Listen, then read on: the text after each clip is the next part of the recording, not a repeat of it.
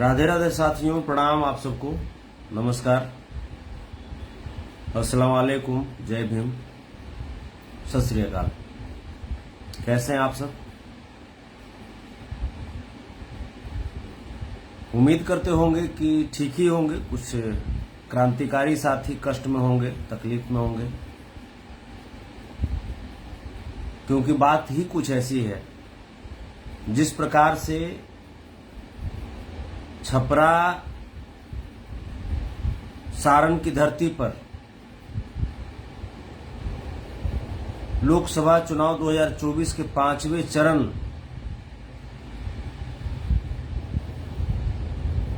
के दिन सामंतियों के द्वारा, भाजपाई सामंतियों के द्वारा शोषित समाज के ऊपर गोलीबारी की गई और उस गोलीबारी में शोषित समाज के एक जाबाज सिपाही, हम कह सकते हैं, चंदन यादव जी, जिन्होंने बेटी की रक्षा हेतु अपने आप को शहीद कर लिया। सबसे पहले इस लाइव में हम अपने भाई, अपने जाबाज सिपाही स्वर्गीय चंदन यादव जी की पवित्र आत्मा को कोटि कोटि प्रणाम करते हैं, नमन करते हैं, और उस कोख को नमन करते हैं जिस कोख ने चंदन यादव जैसा दिलेर बेटा पैदा किया होगा।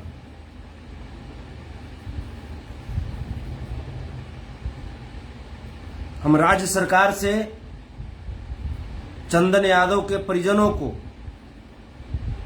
1 करोड़ रुपए की सहायता राशि, साथ ही साथ एक सरकारी नौकरी की मांग करते हैं। वहीं इस घटने में 2 अन्य मेरे जाबाज सिपाही सामंतियों की गोली से बाल बाल बच गए। एक का नाम गुड्डू यादव था, वह दूसरे का नाम मनोज राय था। दोनों अभी पटना के पीएमसीएच हॉस्पिटल में जिंदगी की जंग लड़ रहे हैं। मैं कल रात गया भी, उनसे मिला भी और उनकी स्वास्थ्य का जायजा भी लिया।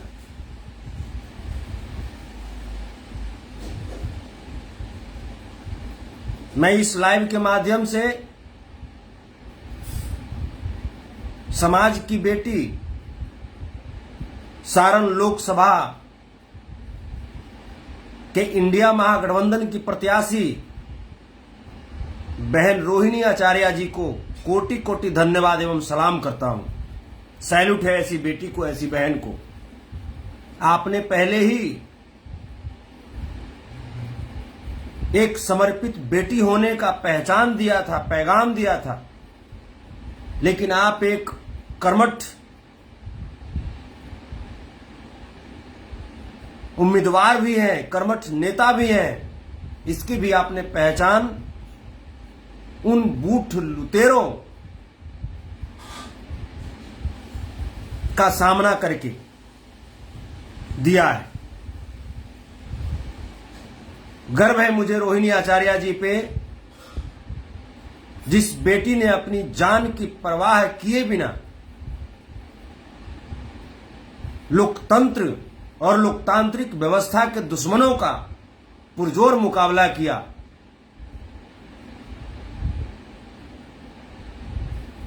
और ये सामंती लोग, ये सामंतवादी व्यवस्था, ये भाजपाई सामंती गुंडे, चिंदी चोरी गुंडे हमारी बेटी, हमारी बहन, समाज की बेटी रोहिणी आचार्य जी को जिस प्रकार से भद्दी भद्दी गालियां दे करके अपमानित करने का, उनका मनोबल तोड़ने का प्रयास किया,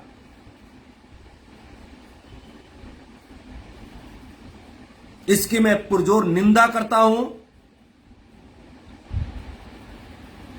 और उन सामंतियों को बता देना चाहता हूं कि इसका जवाब तो मिलेगा, इसका जवाब तो मिलेगा। आज नहीं तो कल, लेकिन फल तो मिलेगा।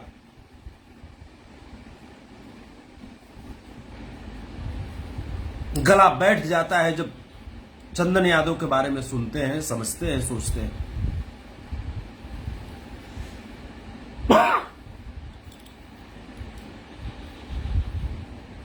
बहुत तकलीफ होती है, लेकिन गर्व भी होता है उस भाई पे, जिस भाई ने शोषित समाज की मान सम्मान को जिंदा रखा। शोषित समाज की पहचान होती है कि जब उनकी इज्जत, उनकी आबरू पे अगर कोई हाथ डालने का प्रयास करे तो अपनी जान दे करके भी उस इज्जत को बचाए, उस मान सम्मान को बचाए। हम लोग मान सिंह के औलाद थोड़े हैं जो सत्ता बचाने के लिए अपनी बेटी, अपनी बहन को कुर्बान कर देता हो।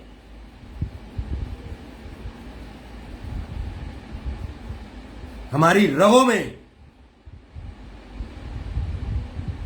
आज भी इतिहास का खून दौड़ता है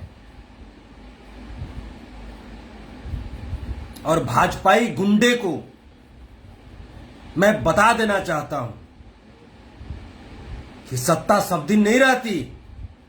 हो सकता है राजनीतिक सत्ता की बात तुम करते होगे, लेकिन खानदानी सत्ता सदा शोषितों के हाथ में रही है। और बाबा साहब भीमराव अम्बेडकर के संविधान में ये बातें बखूबी लिखी हुई है। लोकतंत्र के हत्यारों, संविधान के हत्यारों, कान खोल करके सुन लो। जो तुम्हारी मंशा थी ना लोकतंत्र को खत्म करने की, संविधान को खत्म करने की,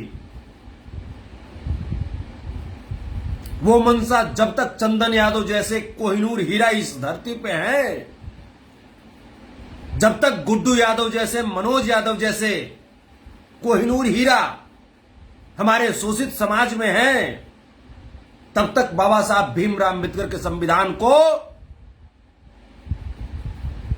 कोई आंख भी नहीं दिखा पाएगा। बहुत लोग खुश होंगे कि हमने एक शोषित समाज के व्यक्ति को मार दिया, ये कर दिया। रे भड़वे, तुमने मारा नहीं, तेरी मां ने ऐसा लाल ही पैदा नहीं किया है जो शोषित समाज के किसी व्यक्ति को टच कर दे, बल्कि वो मेरा भाई शहीद हुआ है बेटियों के सम्मान में, इस संविधान की रक्षा करने में वो शहीद हुआ है।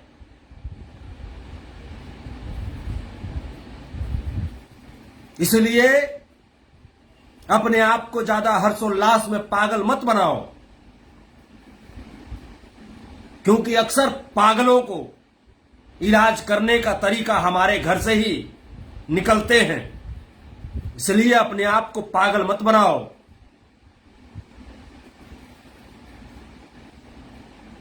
खैर मनाओ कि मेरा हाथ पांव बांध दिया गया है, वरना हमारे शोषित समाज पे जुर्म करने वालों का हश्र क्या होता है और मैं किस कदर उसको नेस्तनाबूद करता हूं, यह दुनिया बखूबी जानती है, बखूबी जानती है दुनिया। चाहे कटिहार की घटना देख लो, चाहे कल्याणपुर मोतिहारी का घटना देख लो, चाहे अंबा की घटना देख लो, बखूबी जानती है दुनिया। और रही बात छपरा की, तो छपरा मुबारकपुर में भी मैं पहुंचा था और यहां भी पहुंचूंगा। जिसके माई के लाल में जितना ताकत होगा, फरिया लेना, फरिया लेना। देखते हैं तुम्हारी मां की छाती के दूध में कितनी ताकत है। नीचे से लेकर के ऊपर तक अगर सोझा नहीं कर दिए तो हमारा भी नाम संतोष रेणु यादव नहीं। भड़वे चुपके से वार करते हो, चुपके से। अगर हिम्मत है और अगर बाय मिस्टेक अगर तुम्हारी सरकार अगर बन जाती है बाय मिस्टेक, तो अपने सरकार को बोल देना कि 15 मिनट के लिए प्रशासन को अलग कर दे और उसके बाद भिड़ंत कर दे। अगर तुम्हारी खानदान का निस्तराबूत नहीं कर दिए तो फिर हम भी एक श्री कृष्ण के वंशज नहीं। 15 मिनट इतिहास मिटा देंगे, इतिहास। हम लोग धैर्य से हम लोग रख रहे हैं, संविधान पे भरोसा है, कानून पे भरोसा है, न्यायपालिका पे हम लोग को भरोसा है। तो इसका मतलब हम लोगों को कमजोर मत समझो।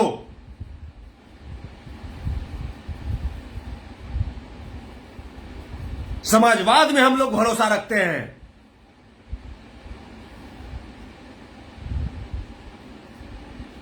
और जो भी लोग जो मुझे कॉल करते हैं, मुझे मैसेज करते हैं इस तरह की घटनाओं पे, मैं उनसे भी मैं बहुत तकलीफ में रहता हूं, मैं बहुत दुखी हूं। जब जब इस तरह की घटना घटती है तो आप मुझे कॉल करते हैं, संतोष जी कुछ कहिए, संतोष भाई कुछ बोलिए। आप ये क्यों नहीं सोचते कि संतोष भाई के ऊपर जब होता है उस समय कहां कौन हमको साथ देता है? बताइए आप। 10-10 बार मेरे ऊपर जानलेवा हमला हुआ, आज तक बताइए सरकार रहने के बावजूद सुरक्षा प्रदान मुझे नहीं किया गया। 7-7 केस मेरे ऊपर है। कौन है इसके लिए? कौन सोचने वाला है? बताइए आप। मेरे भी तो बाल बच्चे हैं, मेरे भी तो परिवार हैं। आज हम लोग क्या कर रहे हैं चंदन यादव के लिए?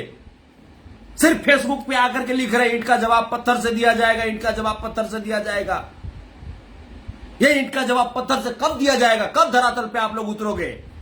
मैं पूछना चाहता हूं आप सबसे। क्या फेसबुक पे लिखने से लड़ाई होती है क्या? ये फेसबुक की लड़ाई हम लोग कब तक लड़ते रहेंगे? जब जरूरत पड़ेगी रण क्षेत्र में उतरने की तो आप लोग अपने अपने परिवार को देखने लगेंगे, अपने अपने बच्चों को देखने लगेंगे। बहुत तकलीफ होती है। आज चंदन यादव इस दुनिया में नहीं रहे। समाज की मान सम्मान के लिए उन्होंने अपने आप को शहीद कर लिया। छपरा में कितने ऐसे लोग हैं जो चंदन यादव के नाम पे 5 कट्ठा जमीन दे करके और एक स्मृति स्थल बनवा सकते हैं? है कोई माई का लाल छपरा में? बताओ।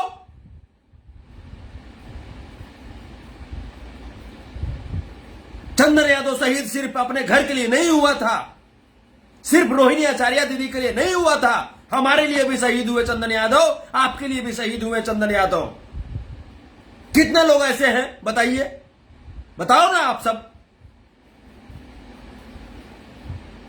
वरना ये सब सामंती की इतनी ताकत हो गई थी कि हमारे भाई को टच कर देता, हमारे भाई को टच कर देता। ये हम सब की बुज़दिली है जिसका फायदा वो उठा रहा है।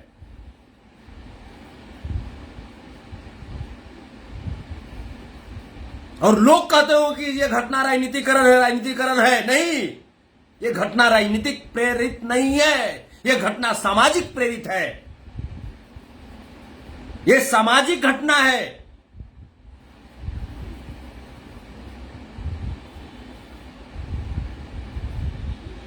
कितने लोग आएंगे? मैं चल रहा हूं वहां पे, लेकिन कितने लोग साथ में खड़े होंगे? नहीं खड़े होंगे आप लोग। सिर्फ फोन पे, सिर्फ फेसबुक पे कहने से होगा, फेसबुक पे कहने से होगा। अरे जिस दिन हम लोग जाग जाएंगे उस दिन इन लोगों का इतिहास बचेगा, इतिहास बच पाएगा इन लोगों का। लेकिन हम लोग राजनीति और सामाजिक चीजों को एक ही जगह मरोड़ देते हैं। राजनीति अपनी जगह पे होती है, सामाजिक अपनी जगह पे होती है। इन चीजों को समझना पड़ेगा, हम लोगों को समझना पड़ेगा हम लोगों को।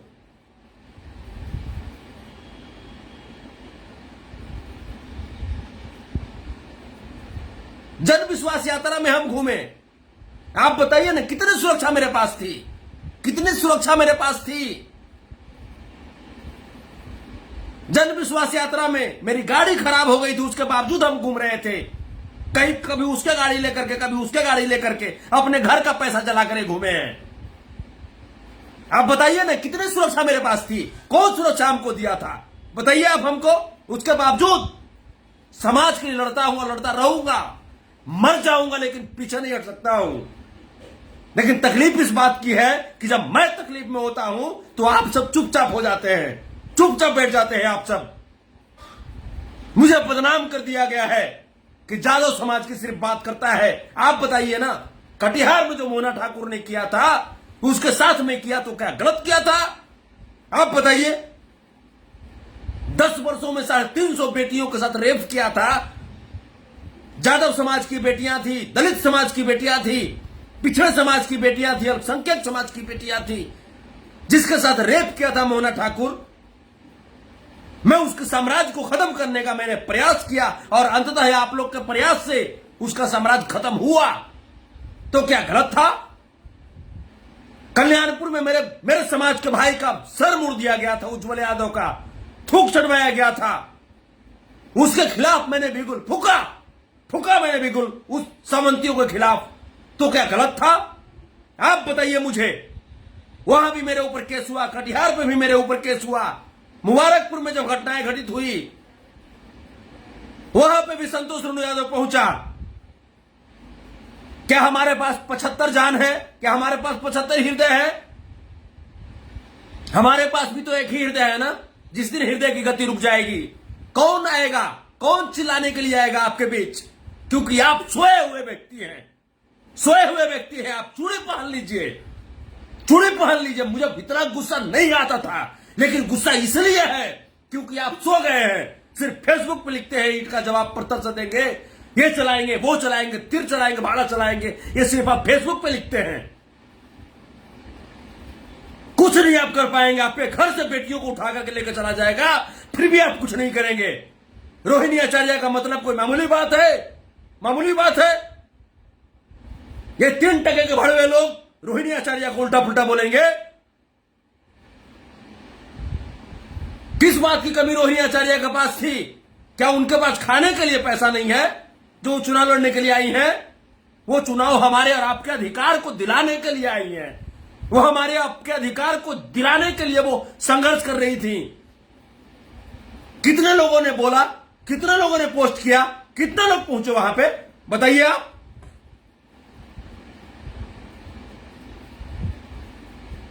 सिर्फ फेसबुक पे लिखेंगे ईंट का जवाब पत्थर से देंगे।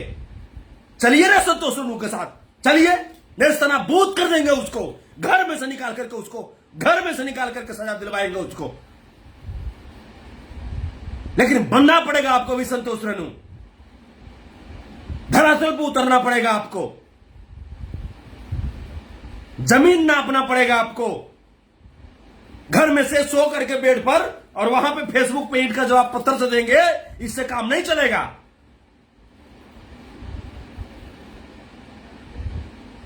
बहुत आसान है किसी को भी दोष लगा देना। लालू जी को दोष लगा देना, तेजस्वी जी को दोष लगा देना बहुत आसान है। लेकिन अपने अंदर झांक करके देखिए, लालू प्रसाद यादव जी एक राजनेता हैं, तेजस्वी यादव जी एक राजनेता हैं, और वो कभी भी कुछ भी बात करेंगे वो पॉलिटिकल दृष्टिकोण से ही बात कर सकते हैं। ये उनकी मजबूरी है। आप तो एक नेता नहीं है ना, आप तो एक समाज के व्यक्ति हैं ना।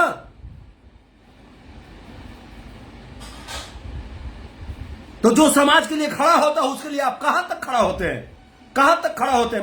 मैं पूछ रहा हूं आपसे, कहां तक खड़ा होते हैं आप?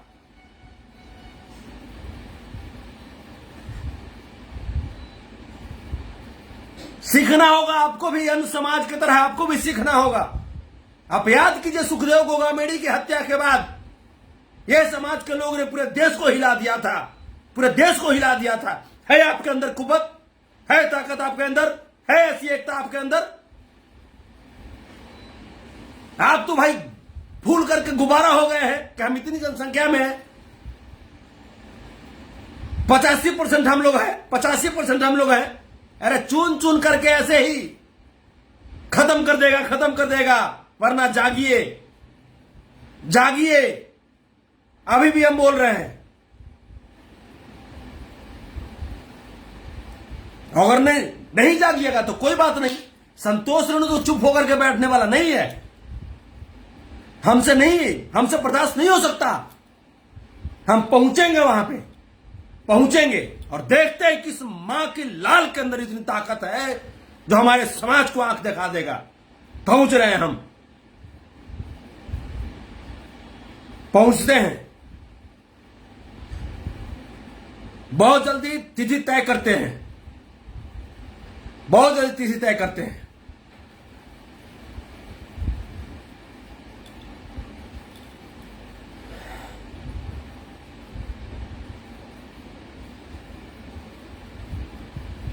प्रणाम।